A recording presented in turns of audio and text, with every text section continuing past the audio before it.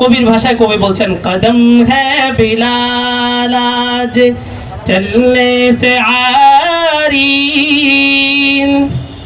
कदम है बिलाल आज चलने से आरी, लो अब अलविदा अलविदा है हमारी, लो अब अलविदा अलविदा है हमारी।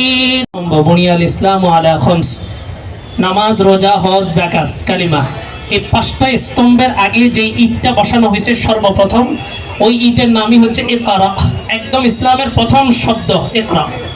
হেরা গুহার মধ্যে আল্লাহ রাসূল নির্জনে ইবাদত করাটা আল্লাহ তাআলা পছন্দনীয় করে দিয়েছিলেন। জিবরাইল আসছেন, এসে বলছেন ইয়া মুহাম্মদ ইকরা, এ মুহাম্মদ আপনি পড়েন।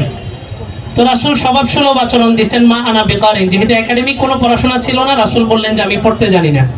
জিবরাইল দ্বিতীয়বার আবার বললেন ইয়া মুহাম্মদ ইকরা, হে মুহাম্মদ আপনি পড়েন। রাসূল আবার বললেন যে মা আনা বিকারিন, আমি তো পড়তে জানি না।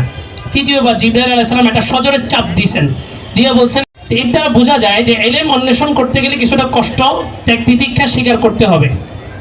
আর এই রাসূল হেরা গুহায় এত উপরে উঠতেন, খাদিজা রাদিয়াল্লাহু তাআলা আনহা প্রতিদিন সেখানে খাবার নিয়ে যাইতেন। এত উপরে আমরা সেখানে গেছি, ওই উপরে পৌঁছা আমাদের হিম্মত হয় নাই, কিন্তু খাদিজা রাদিয়াল্লাহু তাআলা আনহা একজন নারী হয়ে প্রতিদিন সকাল বিকাল ওই জায়গায় রাসূলকে খানা পৌঁছায় দিতেন।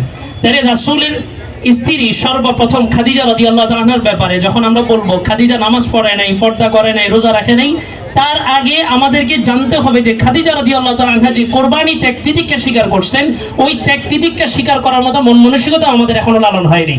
তাহলে খাদিজা রাদিয়াল্লাহু তাআলা আনহার ব্যাপারে মন্তব্য করার আগে এই বিষয়গুলো জানতে হবে।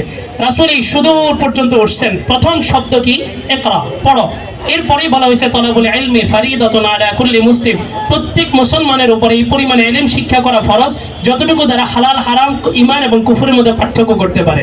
এখন পড়বো কি? আসলাম, কোন বইগুলো নিব? নিজেদের মন মতো বই না নিয়ে যে কোনো একজন আলেমের শরণাপন্ন হয়ে, এখানে স্টেজে প্রতিনিয়ত আলেমরা থাকেন, স্কুল ভার্সিটিদের জন্য একরকম বই, মাদ্রাসা পড়ুয়াদের জন্য আরেক রকম বই থাকবে। বইগুলো সাজেস্ট করে আমরা ওখান থেকে বইগুলো কালেক্ট করব। ওই বইগুলো পড়ার মাধ্যমে আমাদের আশা করি উপকার হবে।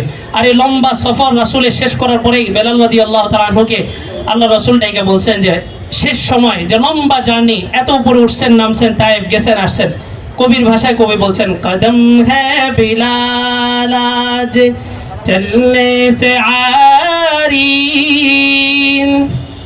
कदम है बिलाल आज चलने से आरी, लो अब अलविदा अलविदा है हमारी, लो अब अलविदा अलविदा है हमारी, कदम है बिलाल आज चलने से आरी, लो अब अलविदा अलविदा है हमारी। अस्सलामु अलैकुम व रहमतुल्लाह।